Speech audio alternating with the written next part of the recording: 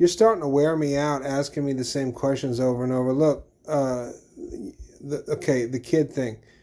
Um, when people ask me questions like, did you ever get married? Did you have kids? Do you have kids? My answer is always the same. I never had money. I was broke. I never had any money. I was broke. I don't have any money now. Uh, uh, you know, I didn't have the resources. I didn't have the backup, the family, most of my life I didn't have a home. I was homeless.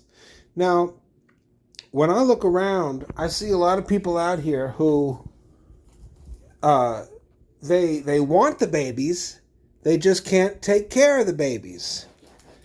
They want the dogs, they just can't take care of the dogs. They're very concerned about their babies, they just can't feed the babies. You know, when I was doing all that service work at the VOA and carrying the message and all that, these guys, they all got lots of babies. They can't take care of their babies. They can't feed their babies. They're not there for their babies, but they want the babies. I thought it was a very practical attitude. My attitude was, if I can't take care of the situation, I don't need to do it. A lot of these people, they get the government check to pay for their babies, and they spend it on Marlboros because they got to smoke. I know a guy at the meeting who all I can fit. He must easily spend, I don't know, $350 a month on tobacco. Every time you see him, he's outside smoking cigarettes. So, I just, and as for pets, I tried having a dog one time and I learned my lesson. I don't have the lifestyle. I'm not stable enough. I don't have the money. That dogs are pack animals. You got to have a lifestyle to provide. And I didn't have it. I did it one time. It didn't work out. I learned my lesson. Cats, I tried twice. And same thing. Don't have the money, don't have the light. Now, if I had the money, I guess, there's a lot of shit that I would do if I had money. I'd get a new guitar, I'd get a Martin guitar. I'd go out to eat more often. I would take a trip. Now, and that's another reason why I don't want pets, because if I had the money, I'm getting on a plane. I'm going somewhere. I want to have experiences. I want to travel.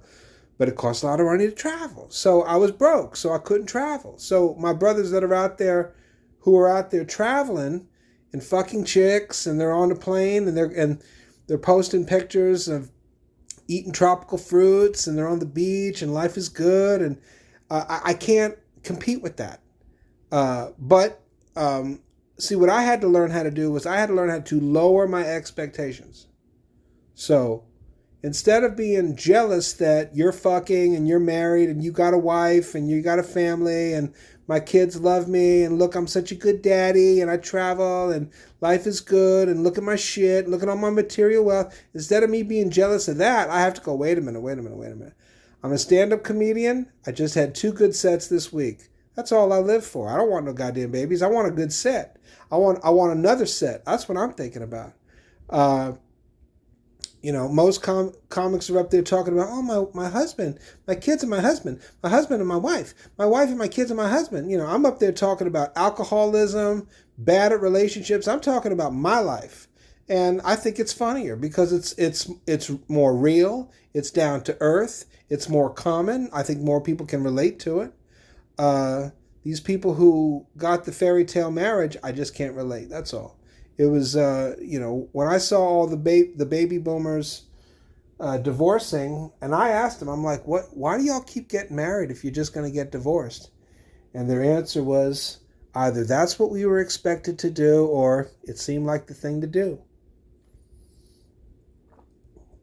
So, I just had a different attitude.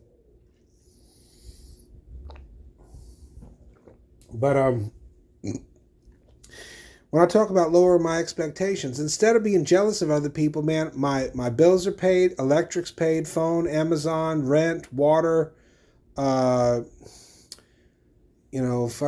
AT&T, internet, everything got paid. All my bills got paid. this month. I just got a haircut. I had enough to get a haircut. Not a lot of hair to cut. But I tell you what, it doesn't take a lot to satisfy me. I used to love to read. I'm so anxious now I can't read anymore because I'm dealing with other stuff. But it's all good.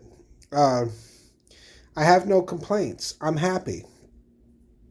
Would I like to be having more sex, going more places, doing more shit? Blah, blah, blah, blah, blah. Let me say something. I saw Kiss in 2001, second row seats. I knew I would never see a better rock show for the rest of my life. So I didn't worry about it. As for sex with women, between the age of 19 and 40, I had so many sexual partners that I truly feel like I have nothing left to prove. There's no more research I need to do. And if I'm going to get involved with a woman again, it's got to be for love. It has to be organic, spiritual, practical, good chemistry, and it's got to be God's will. It can't be me running out there trying to make some shit happen. I'm too old for that, man. 47, You don't, when you're 47, you don't want to be acting like you were at 27. It's you look ridiculous. And you feel ridiculous. So, nah, man.